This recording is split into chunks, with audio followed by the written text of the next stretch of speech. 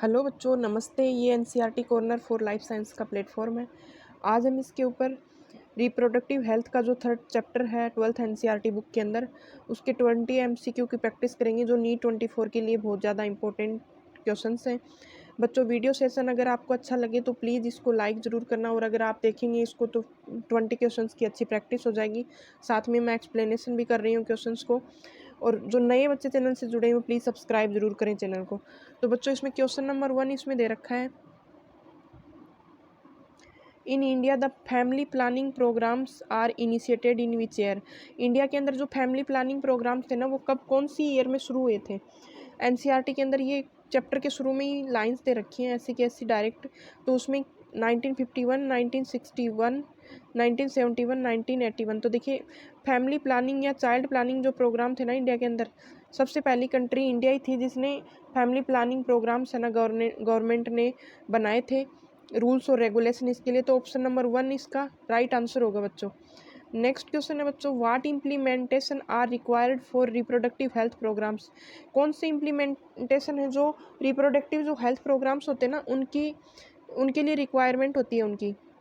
Question number 2 पूछा, ये implementation कौन से हैं जो रिप्रोडक्टिव हेल्थ प्रोग्राम के अंदर आते हैं। तो infrastructural facilities, professional expertise, third option है material supports and all of the above. तो देखो बच्चों, राइट आंसर होगा ना इसके अंदर ऑल ऑफ द अबव होगा। ये तीनों इंफ्रास्ट्रक्चर जो फैसिलिटीज़ यानी बहुत अच्छे हॉस्पिटल्स, उनके अंदर अच्छे प्रोफेशनल एक्सपर्टाइज और मटेरियल सपोर्ट यानी जो भी मेडिसिनल सपोर्ट होता है ना, वो सारा सिस्टम होना चाहिए रिप्रोडक्टिव हेल्थ प्रोग्राम के लिए। मटेरियल सपोर्ट्स के अंदर सारी आएंगी, असिस्टेड जो उसके लिए प्रैक्टिशनर होंगे और गाइडेंस प्रैक्टिशनर सभी चाहिए उसके लिए। तो ऑप्शन नंबर 4 इसका राइट आंसर होगा। ऑप्शन नंबर 4 राइट है बच्चों। नेक्स्ट क्वेश्चन बच्चों दे रखा है, why is the statutory ban on amniocentesis. Why is statutory ban on amniocentesis. तो देखो बच्चों, एमनियोसेंटेसिस होता क्या है। सबसे पहले एमनियोसेंटेसिस क्या होता है कि जब बच्चा फिटल जो माँ के जब प्रेगनेंसी पीरियड में होता है ना, तो फिटल्स का सेल्स का कुछ है ना, उसका पार्ट यूट्रस से फ्लूइड लिया जाता है, फिटल पार्ट, और उस फ्लूइड का डिटेक्शन किया जाता है, यानी उसको उसकी जांच की जाती है। तो वो किसके लिए कि ये इसको स्टैट्यूटरी बैन क्यों कर रखा है, to test for genetic disorder, determine the survivability of foetus, to analyse the foetal cells, और for check sex determination which resulted in massive child sex ratio. तो बच्चों देखिए, ये जो एमनियोसेंटेसिस का प्रोसेस है ना, ये जेनेटिक डिसऑर्डर होते हैं जैसे डाउन सिंड्रोम, हीमोफीलिया वगैरह, इनके टेस्ट के लिए, डायग्नोसिस के लिए ये किया जाता है, और फिटस की सर्वाइबिलिटी चेक करने के लिए, और फिटल सेल्स के एनालिसिस के लिए, तीनों के लिए यूज में लिया जाता है ये लीगली। लेकिन ये क्या है कि आजकल अनलीगली इसको किसके काम में लेने लगे, जो बच्चे का जो सेक्स रेशियो होता है ना, फिटल जो सेक्स डिटर्मिनेशन होता है, जैसे चाइल्ड जो एम्ब्रियो है प्रेगनेंसी के टाइम, वो मेल है या फीमेल है। क्योंकि ये हमारे सोसाइटी के अंदर क्या है कि फीमेल जो फिटस होते हैं ना, उनको पहले ही अबॉर्ट कर दिया जाता है। तो उसकी वजह से क्या हो जाता है, चाइल्ड सेक्स रेशियो है ना, उसके अंदर गड़बड़ होती है। तो ये अनलीगली यूज में लिया जाने लगा इसको। लीगली तो ये जेनेटिक डिसऑर्डर और सर्वाइबिलिटी ऑफ फिटस के लिए और फिटल सेल्स के एनालिसिस के लिए यूज में लिया जाता था। लेकिन अब क्या है कि ये सेक्स डिटर्मिनेशन के लिए अनलीगली चेक के लिए यूज में लिया जाने लगा, इसलिए इसके ऊपर एमनियोसेंटेसिस के ऊपर बैन है। ऑप्शन नंबर 4 इसका राइट आंसर होगा बच्चों। नेक्स्ट क्वेश्चन है बच्चों इसमें, central drug institute, option number question 4 है, central drug research institute Lucknow for में contraceptive named. Central drug research institute है ना लखनऊ के अंदर, उन्होंने एक कॉन्ट्रासेप्टिव बनाई है। कॉन्ट्रासेप्टिव्स क्या होते हैं, ये एक हार्मोनल टैबलेट्स होती हैं जो कॉन्ट्रासेप्शंस के लिए यानी बर्थ गैप के लिए और अनवांटेड बर्थ को कंट्रोल करने के लिए फीमेल्स के लिए फीमेल द्वारा यूज में ली जाती है। तो ये मालाडी, सहेली, आईपिल और प्रोजेस्टोन। तो बच्चों राइट आंसर होगा ना, वो होगा मालाडी। ये मालाडी जो टेबलेट होती है ना, ये central drug research institute Lucknow के द्वारा बनाई गई है।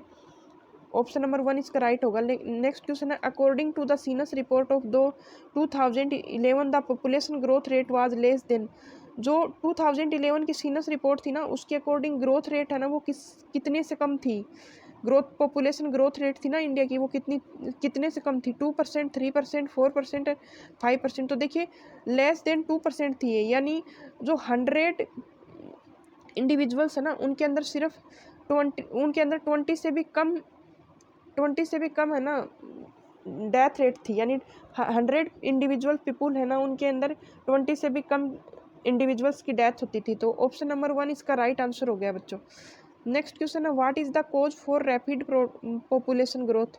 रैपिड जो पॉपुलेशन ग्रोथ है ना, उसके लिए क्या कॉज है? Rapid decline in death rate, less maternal mortality rate, less infant mortality rate, all of the above. Option number 4 बच्चों राइट होगा। ये तीनों के तीनों है ना, जैसे rapid decline in death growth यानी मृत्यु दर में कमी, और मातृ मृत्यु दर में कमी, और शिशु मृत्यु दर यानी नॉर्मल जो इंडिविजुअल्स होते हैं उनकी डेथ रेट है ना वो लेस हो गई, मैटरनल मोर्टेलिटी रेट है वो लेस हो गई, और इन्फेंट मोर्टेलिटी रेट है ना ये रैपिडली जब लेस होती है ना, तो रैपिड पॉपुलेशन ग्रोथ है ना वो अचानक से बढ़ता है, यानी पॉपुलेशन अचानक से बढ़ती है। ऑप्शन नंबर 4 बच्चों राइट होगा। नेक्स्ट क्वेश्चन है, what is the natural contraceptive method.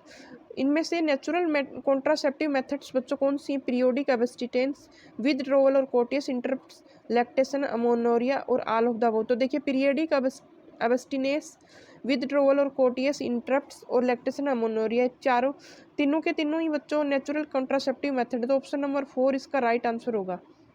Option number 4 बच्चों राइट आंसर होगा। नेक्स्ट क्वेश्चन है, विच ऑफ द फॉलोइंग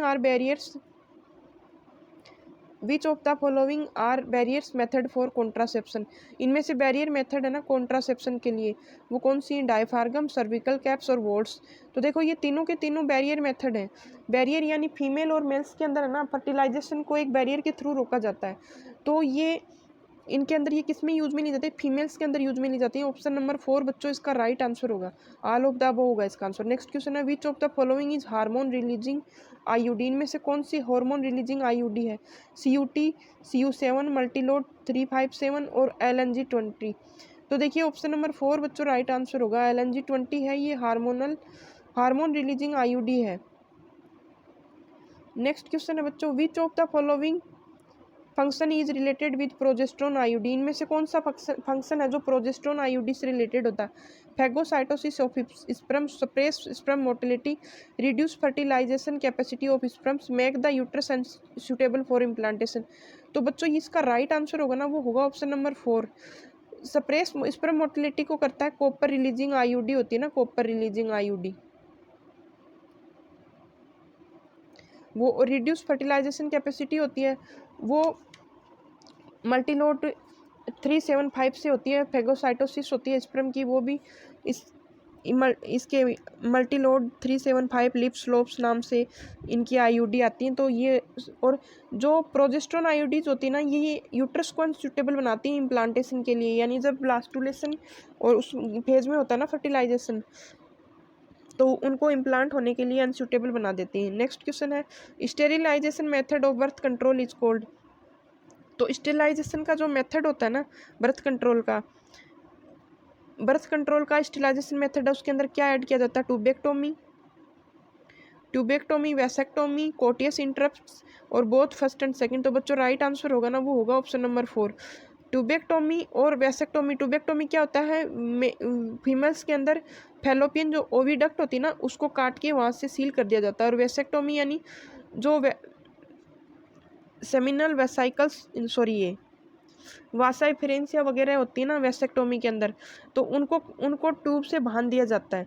तो इसमें ऑप्शन नंबर 4 बच्चों राइट आंसर होगा। नेक्स्ट क्वेश्चन है, और इसको कंबाइंड स्टेरिलाइजेशन का मेथड बोलते हैं। नेक्स्ट क्वेश्चन है बच्चों, medical termination of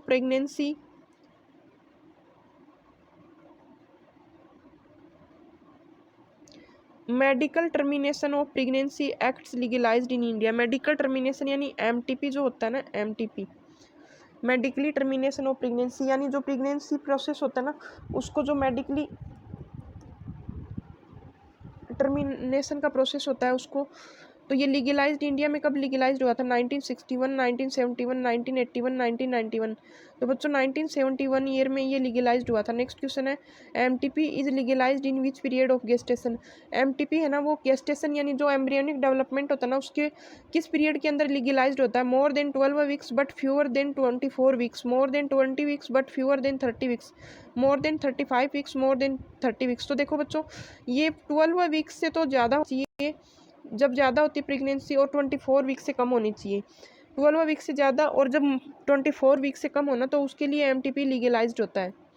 next question है बच्चों, विच of the condition legal under MTP, इनमें से कौन सी कंडीशन है जो एमटीपी के लिए लीगल है? If the pregnancy in high risk, if the pregnancy in high risk, if pregnancy under high mental risk, if pregnancy under grave injury. देखिए high risk पे होती ना जब बच्चे और माँ दोनों को खतरा होता है ना, उस कंडीशन में जब माँ और बच्चे को मेंटल रिस्क के ऊपर है दोनों या उनमें से कोई एक है, if pregnancy under grave injury के अंदर है, तो बच्चों तीनों के तीनों ही इसमें ऑप्शन नंबर 4 इसमें राइट होगा, तीनों की तीनों ही लीगलाइज्ड होती हैं एमटीपी के लिए कंडीशन। नेक्स्ट क्वेश्चन है, फाइंड द इनकरेक्ट मैच, इनमें से इनकरेक्ट मैच चूज करना। सेक्सुअल ट्रांसमिटेड डिजीज कौन सी? हेपेटाइटिस बी, जेनिटल हर्पीज, ये ट्रू है। Complete curable STD hepatitis B, तो बच्चों राइट आंसर यही हो जाएगा। कंप्लीट जो क्यूरेबल है ना एसटीडी वो नहीं है ये। Incomplete curable genital herpes, hepatitis B और एचआईवी, हेपेटाइटिस बी और जेनिटल हर्पीज, ये क्या आएंगी? तीनों के तीनों ये कम्प्लीटली क्यूरेबल डिजीज़ हैं, इनकम्प्लीटली क्यूरेबल हैं, कम्प्लीटली क्यूरेबल नहीं है। तो इसमें ऑप्शन नंबर 2 राइट हो जाएगा। Incomplete curable genital herpes, PID pelvic inflammatory disease, ये जो एसटीडी वगैरह हो जाती है इनकी वजह से पेल्विक इन्फ्लेमेटरी डिजीज़ होने लग जाती हैं। तो ऑप्शन नंबर 2 बच्चों राइट आंसर हो जाएगा इसके अंदर। नेक्स्ट क्वेश्चन है 16 नंबर का, फाइंड द इनकरेक्ट मैच, इनमें से भी इनकरेक्ट मैच हमें चूज करना है। असिस्टेड रेस्पिरेटरी ट्रैक्ट, एआरटी का मतलब ये नहीं होता, तो ये सबसे पहला ऑप्शन है ना बच्चों, ये ही रॉन्ग हो जाएगा इसमें। ऑप्शन नंबर राइट होगा ऑप्शन नंबर 1 इसके अंदर। तो ये होगा असिस्टेड रेस्पिरेटरी, नहीं आएगा, यहाँ पे आएगा रिप्रोडक्टिव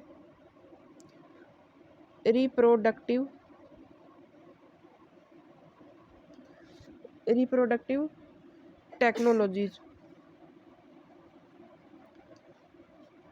ऑप्शन नंबर 1 इसका राइट हो जाएगा। इन विट्रो फर्टिलाइजेशन आईवीएफ होता है, इन यूटेराइन ट्रांसफर आईयूटी होता है और इंट्रासाइटोप्लाज्मिक स्पर्म इंजेक्शन आईसीएसआई होता है। नेक्स्ट क्वेश्चन बच्चों दिया है इसमें, the zygote of less than 8 cell in fallopian tube in which ART, कौन सी असिस्टेड रिप्रोडक्टिव जो टेक्नोलॉजी होती है जिसके अंदर 8 सेल से जो छोटा जाइगोट होता है ना, यानी आठ जो सेल्स बनती है ना जाइगोट में, जैसे माइटोटिक डिवीजन होते हैं तो जैसे 1 से 2, 2 से 4, 4 से 8, ऐसे 8 सेल से, जब 8 सेल से नीचे का जाइगोट होता है तो वो कौन सी कंडीशन में ट्रांसफ़र किया जाता है? जिप्ट, आईसीएसआई, आईयूटी और जेडआईएफटी, आईसीएसआई, आईयूटी और जीआईएफटी। तो बच्चों ये किया जाएगा,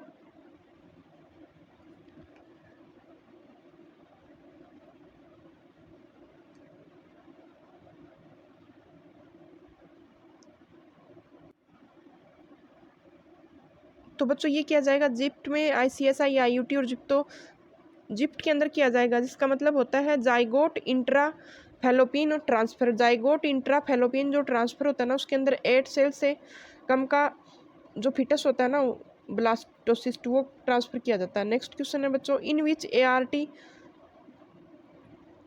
ART technology more than 8 cells blastula transfer in female duct, 8 cell से ज़्यादा का ब्लास्टुला होता है ना वो कौन सी एआरटी टेक्नोलॉजी के अंदर फीमेल डक्ट में ट्रांसफ़र किया जाता है? GIFT, ZIFT, ICSI, IUT, intra uterine transfer बोला जाता है इसको। इसके अंदर 8 सेल से ज़्यादा का एम्ब्रियो ट्रांसफ़र किया जाता है। नेक्स्ट क्वेश्चन होगा बच्चों, in which following ART technology sperm directly injecting to ovum. Question number 1 बच्चों दे रखा है इसमें, in which following ART technology sperm directly inject to the ovum, यानी जो लो स्पर्म काउंट होता है ना उसके अंदर जब ओवम होता है तो इसके अंदर डायरेक्टली स्पर्म होता है ना उसको इंजेक्ट करके फर्टिलाइजेशन किया जाता है। तो ऑप्शन नंबर इसके अंदर आईसीएसआई, आईयूटी, एआई और आईयूआई, तो इंट्रा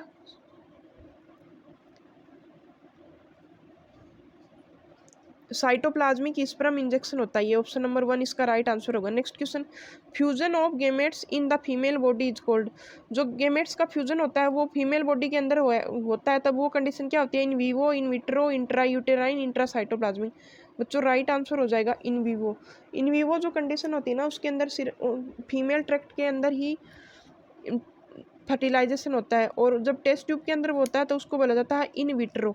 तो ये थी बच्चों आज की क्लास। अगर आपको क्लास अच्छी लगी हो तो प्लीज़ सेशन को लाइक ज़रूर करें नए बच्चे चैनल से जुड़े हैं वो चैनल को सब्सक्राइब करें।